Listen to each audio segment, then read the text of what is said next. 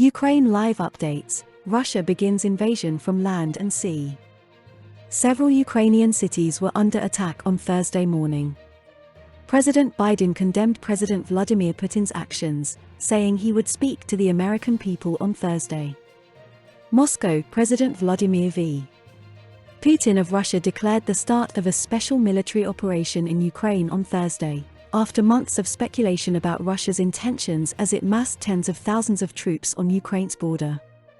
Addressing his nation in a televised speech broadcast just before 6 a.m. Thursday, Mr. Putin said his goal was to demilitarize but not occupy the country. Minutes later, large explosions were visible near Kharkiv, Ukraine's second-largest city, and blasts were reported in Kyiv, the capital, and other parts of the country. Ukraine's Interior Ministry said that Russian troops had landed in Odessa and were crossing the border. The invasion has begun, the ministry said in a statement. Ukraine's Foreign Minister, Dmytro Kuleba, said on Twitter that Mr. Putin had started a full-scale war against Ukraine and had begun shelling civilian cities.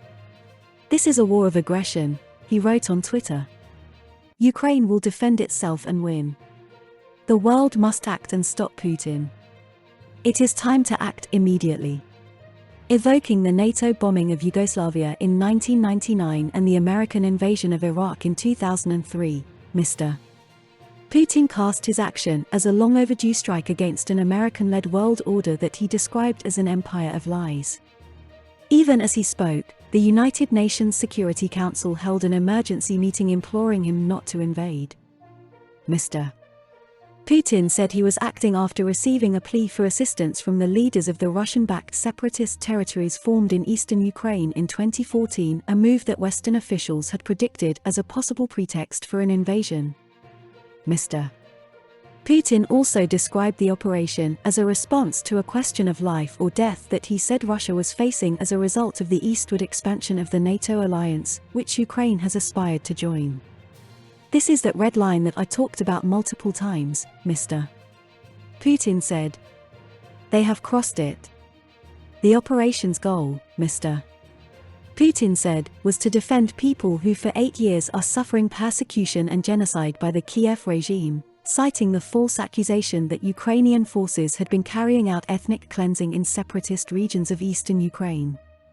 In bellicose language, Mr. Putin also issued what appeared to be a warning to other countries. "Anyone who tries to interfere with us, or even more so, to create threats for our country and our people, must know that Russia's response will be immediate and will lead you to such consequences as you have never before experienced in your history," Mr. Putin said. "We are ready for any turn of events."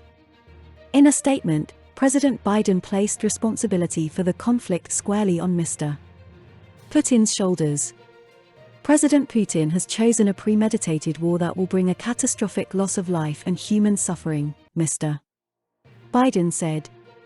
"Russia alone is responsible for the death and destruction this attack will bring, and the United States and its allies and partners will respond in a united and decisive way. The world will hold Russia accountable."